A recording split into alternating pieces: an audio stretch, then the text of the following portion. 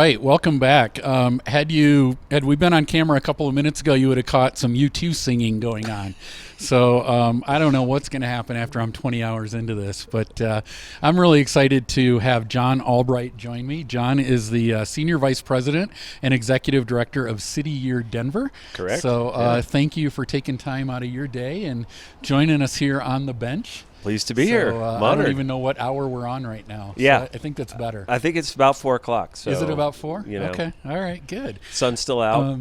Yeah. Daylight. It is. You're looking good. Well, you look like you're hanging in. Thank you. Yeah. Thank you. You know, one of our staff, Emily, about half an hour before we started, she said, I need a video of you, and it's a 10-second video. And I said, well, what is it?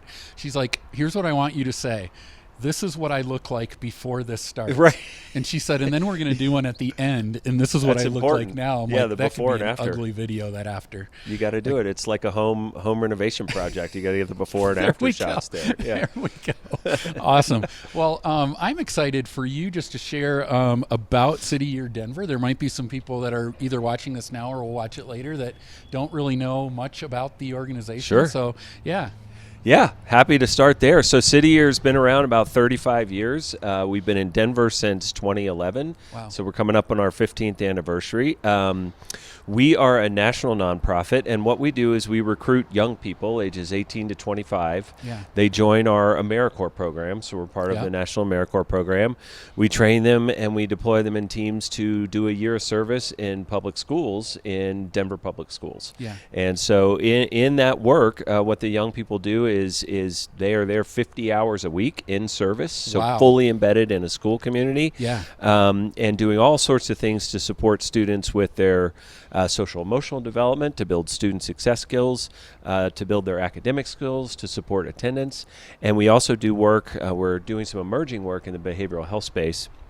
And at the same time, all of those 18 to 25-year-olds who join our program, they get a full year leadership development program from us. So it's really an amazing program. We call it a double bottom line program because you get the impact with students, and then you have the impact with the 18 to 25-year-olds and really amazing, talented young people who come out of a year of service fully transformed and ready to tackle their future. So that is such good work. Such good work. It's fun work. It's powerful. Yeah. And I've seen it both. I worked in the school district before I came to City Year, so I got to see the impact of the work before I came over to work in City Year, and it's just incredible. You know, the number one thing I can say is when a school principal tells you, I can't imagine doing this work without City Year. Wow. That really speaks to the power of our program, right? Yeah, it really does. I many years ago, decades ago, I was a camp director, and in summer camp we would bring in AmeriCorps workers. Oh yeah, of course. And they were some of the brightest students we've ever had that I had ever interacted with. Their commitment to work hard, but to help kids, to come alongside kids was just amazing. Yeah. So I'm a huge fan of that program and what you guys do. Yeah. Thank you. Yeah, of course. So, you know, somebody could be watching this and they're probably a lot older than you and I, and they're going, well, kids nowadays, you know, there's nothing good about them. They don't know how to work. So, how would you answer that? Oh gosh, I mean, kids nowadays are not much different than kids of any other generation. You know, the positive things we think about, and I get to see every day with this generation of young people is they're very idealistic. Yeah. They're very motivated to do good things in their lives. They care about causes. They care about other people around them. And they also, I think, have learned some things that our generation probably would have done well to learn sooner, which is that work doesn't have to be your whole life. That's you can take care of yourself and the people around you while also doing something you care about, right? And so I think, you know, the young people I get to work with every day, they are there to serve students and to do hard work. I mean, what we do in schools, serving 50 hours a week in a public school in the main, you know, part of the city is an extremely exhausting, extremely challenging, extremely emotionally tolling, and they do incredible work. And so I think our generation, I think we're in good hands. So with the young generation. I think so too. You know, here at Denver Rescue Mission, we have I mean, over 350 employees, and many of them are, I'm going to say 30 and under. Yeah. And I learned from them exactly what you said, right? They work extremely hard. They take the work very seriously. They're so committed, so devoted. But they equally care about their family and their friends and their spouse, and I think that is some things that those are some lessons that I wish I would have learned, a long time ago. Took me 15 years in my career to figure out that I didn't have to believe I had to work harder than everybody else, or put in 60 hours a week, because guess what? You're never going to get it all done. The work's always going to be there the next day when you come back. Yeah. And it is important for us to take care of ourselves. Yeah. Otherwise, we get in, our trouble for, our own mental health, and for the folks around us who count on us and all of that. Yeah. So share maybe one of the most inspiring stories that's come out of your work. Oh, gosh. There's so many. I will say last year we had a core member who joined our program, and they joined our program because they had heard about us because they had a City Year core member who supported them when they were in school. Oh, wow. And that's what motivated them to join up and become a City Year core member themselves, because the impact of that City Year core member on their lives was so powerful. And then when they got placed in the classroom with their partner teacher was a City Year alum. So we had someone who was choosing to serve in City Year because of their experience and how much it impacted them, and then serving in a classroom with a teacher who was a City Year alum. So I think that illustrates something that we call a ripple in City Year, which is this ripple of hope over time that we really can create lasting change in communities. Yeah. So what's driven you? I mean, you're inspiring. What's driven you to this kind of service? Well, the path has been windy, I would say. The best ones are. Yeah, right. I worked in public schools in 20 years in two different districts in Metro Denver. I was never a teacher. I was a central office bureaucrat, and I was darn good at it. You need folks who can do that stuff, That's right? And it's always been about driving systems, driving strategy, and making change from within large institutions from the inside to make a better impact and to make access to opportunity for young people in our community, right? That's what drives me, and I get to see us do that every single day at City Year, right? Yeah. And I get a glimpse of that in my work here. We're sitting in the second floor of our admin building, and right across the street from us is our crossing location, and our crossing location serves as housing for our men in the New Life program from Denver, but also our bridge program and our transitional housing program for women and families.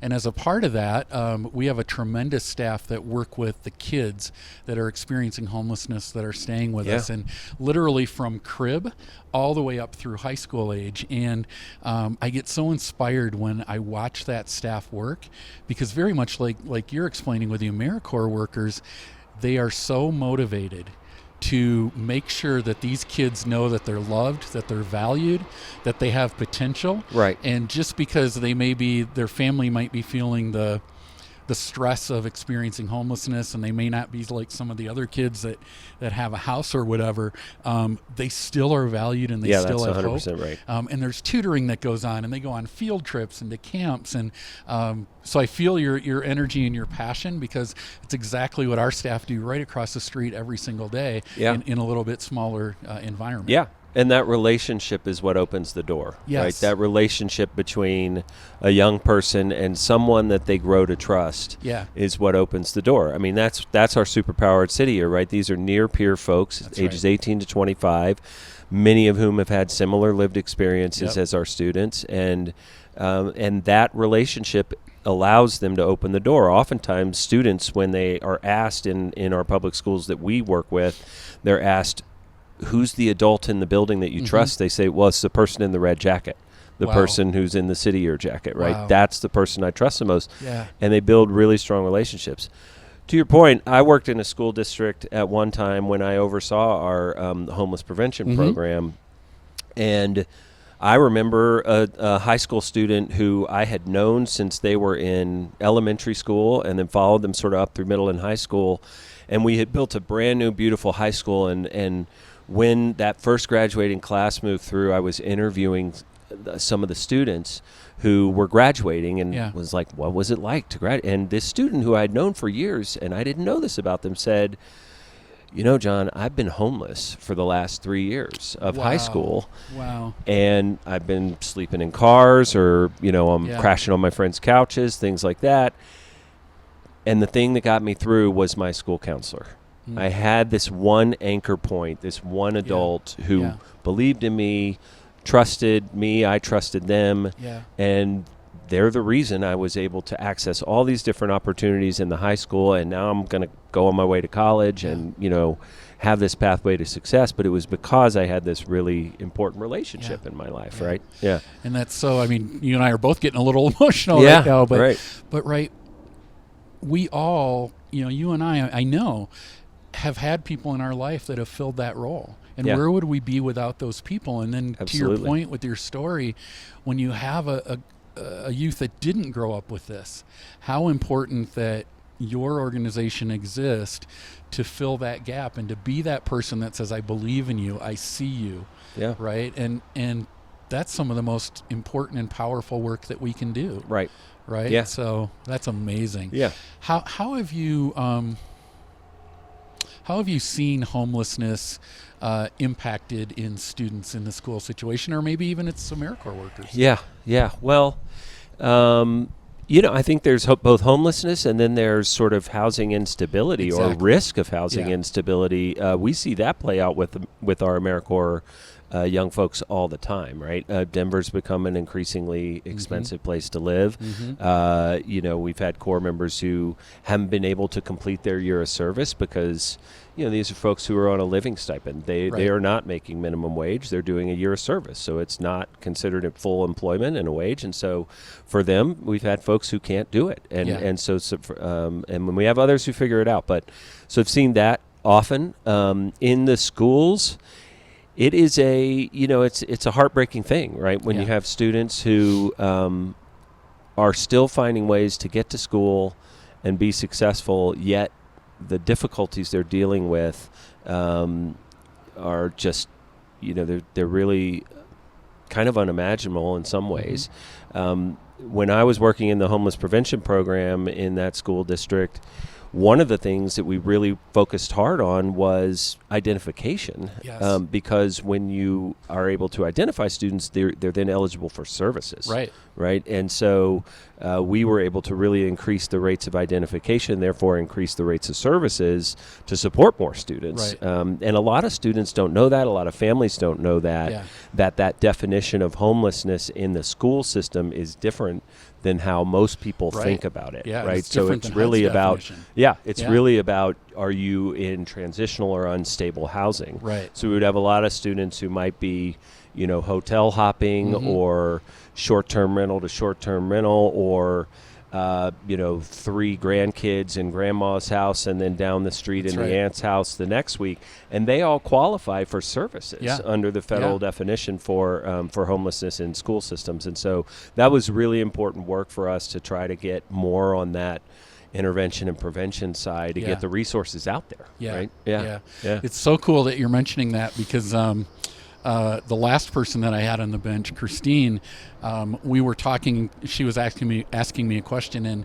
I was sharing with her that one of the directions for Denver Rescue Mission going forward is working with public school systems in prevention.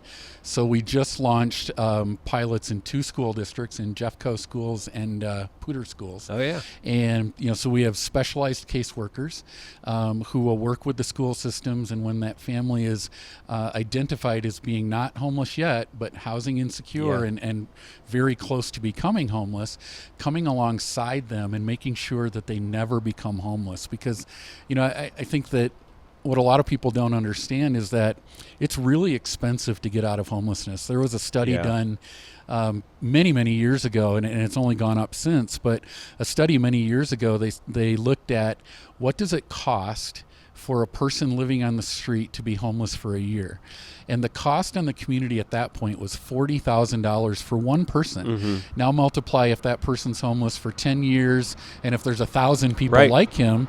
And, and our premise on prevention, and I suspect you share this, is it is way cheaper to intervene and prevent homelessness, and it's in some ways it's not easy, but it's easier than it is to wait until they become homeless. Now the child is displaced from school. It could take years for them to get out of homelessness. It could take that long for them to find shelter. Yeah. So it's really interesting to hear you say that, because that's a strong direction we feel that we need to go as an organization. Well, you're 100% right, and it's important to be in that space. I mean, I think about it the same way around high school graduation rates as a proxy for, where our society is going to have to invest dollars further down the road, right? Wouldn't it be better to invest the dollars more into our education systems and our social support systems earlier in a young person's life? Because we know if they graduate high school, they're far more likely to have positive life outcomes, right? So you're exactly right. Yeah. And I can remember a friend of ours in Michigan before we moved here. She was a second grade teacher. And she would tell my wife and I, she would say, the first week of school, I can tell you which person in my classroom is homeless, which person is in a really bad situation. She can tell which of her students within a week of being there. And then, she said something that's really profound that I've shared with other people a lot, and most people don't think about this, and that is, she said, the children that I work with that are either in a very unstable environment or maybe experiencing homelessness, they can't come to school to learn how to read and write. They come to school because wherever they were last night, they didn't get any food, so they need food. Yeah. Wherever they were last night, they couldn't sleep because of whatever was going on. And it's easy to go, oh, the parents, but what about the child that did nothing to enter into that situation? Yeah. And then the school systems become part of the answer to say, we have to make sure they get fed. We have to make sure that they have rest, that they have an adult that's investing in them. And it's after that you can start thinking about reading and writing and that sort of thing. Yeah, and increasingly, schools have become the social safety net in our country, right? So one of the things we're doing at City Year in response to that, we've had over time, our schools have said more and more, hey, look, our students need more mental health support, right? Yeah. In the post-COVID era,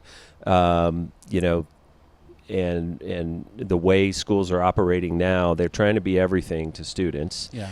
They don't have all the resources and the capacity to do all those things. And so we felt like we could respond to some of that need. And at the same time, we had all of our 18 to 25-year-old core members saying, hey, mental health support is something we really need as core members throughout the year too. So we, on top of like the benefits package and all that things we provide, one of the programs we started last year, we launched a program as part of a national group called the Youth Mental Health Corps. Oh, really? And so all of our AmeriCorps members are getting trained in behavioral health skills. And so they're taking courses.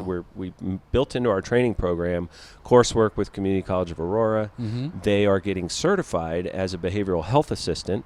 And so they're learning skills that they can apply in real time with the students they're supporting in schools. Wow. And what we also found is they're also learning skills that they can apply in their own lives, right? As 18 to 25-year-olds often who are saying, I am struggling with my own mental health. And so they're learning things in these classes that they can apply. The other thing we're doing is we're doing mental health first aid training with some of our core members, so they can be sort of that first line of support because they have such close relationship with students, because students are likely to come to them and trust them with things that are going on in their lives, so that we can help support them. And then, of course, anything that gets to a need beyond, sort of that tier one support, that first tier support we can provide, we refer that to the experts and the licensed professionals, right? But we want to be able to respond to both what schools and students are telling us they need, and it's an important way to, build a talented workforce, which is a huge area of need for the state of Colorado, right? Huge need, right? Yeah. And I think that We need to realize as a community, as a society, that the workforce is in our schools, the future workforce. So let's make sure we're pouring into them. We even say that about the people that we serve. We have a number of people who are working full time. They don't make enough to afford housing, so they're staying in a shelter. We have people that want to work and are capable of working, but they didn't get those skills they didn't learn some of the things that maybe you and I learned, so they can get a job, but they can't keep a job. And that's a potential workforce that might need a little more help onboarding. But what I've found in my career is when you give them that extra help, they will become the best employees a company has ever had. Because they know what it's like to be back here, and they don't want to go back there again. Right. Well, and you build that loyalty, That's and you build, you build systems of support that people appreciate over time. It also makes all of us better do those things, right? Because then we've created a community of care in our workplace, where everyone thrives, right? And everyone benefits from that. So So one of the things that I believe, and it feels like I'm saying this every hour, but at this point I don't remember what I said last hour. That's going to be hard. Yeah, it's going to be hard. Wait, man, 20 hours. It's going to be must-see TV. One of the things that I believe is that homelessness is solvable in our country. We have the resources. We may not have the collective will, right? But it takes the schools and the government and churches and businesses and private sector and nonprofits, all of us coming together and doing what we were called to do with excellence to make a huge difference. So given that, what are some ways that you think in our community we can come together better for a better impact?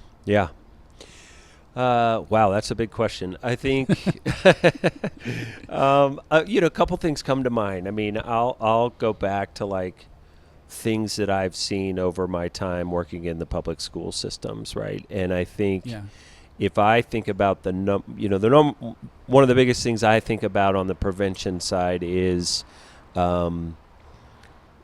young people having the skills and supports necessary and well-resourced school systems and graduating with the skills necessary to thrive in life, right? And so for me, one of the things I think back on is I worked in the Commerce City school system. That's one of the highest impacted school systems in the state. And we were seeing, we were the first district in the state to offer universal preschool for free to everyone. Really? We're like, we have to do this. Our community needs this. Our young people need this. And even then, 3 and 4 year olds were coming into preschool developmentally far behind what was appropriate for their age level. Right. And so, to me, one of the biggest things, and I think is a solvable issue, is how do we get more folks engaged in that birth to 5 space, where young people and families are working together with the students and the family together, education institutions, churches, nonprofit providers, government institutions, to ensure that in that most critical development phase of a young person's life, that they have the skills and they're moving along those developmental milestones in a way that means they're going to be set up for success later in life. I think that's one of the biggest things that I've seen over time, and we still haven't figured it out, right? We haven't. We make a step forward. Right? We make a step forward to, universal preschool in Colorado, but then we can't fund it, right? And so you gotta. You got to keep it moving. We do, and that's a story of our work, right? Is every day we go in, we do the best we can, we make a difference, and then when we see those ripple effects, like the one story that you were telling, that gives us the energy that we need to go through another day. That's another right. Day. Yeah, another one day at a time. One day at a time. Yeah. Well, I've got to tell you, like we're coming to the end here, but it was just so great to meet you and to hear more about City Year, and I get the sense that this is not our last conversation. I hope not. Appreciate the work you do. It's critically important work in the community. I have supported over the years here and there with certainly with the Thanksgiving meal drive, and I know that's a big one for you all right now. That's a big one for us, yeah. Well, if you want to help out with that, we have some turkey costumes, and if you want to be in a turkey costume at one of our events, I'm shameless. I'll do whatever you need. Well, they've already told me, the staff's already told me I will be in one. Of course you will. I'm just looking for somebody to join me. Yeah, you need what I'm looking for. Yeah, misery loves company on that one, yeah, right? That's right. Perfect. All right, John, thank you so much. All right, Dennis. All right, this is fun. Take care. You too. All right, and we will be back in a couple of minutes.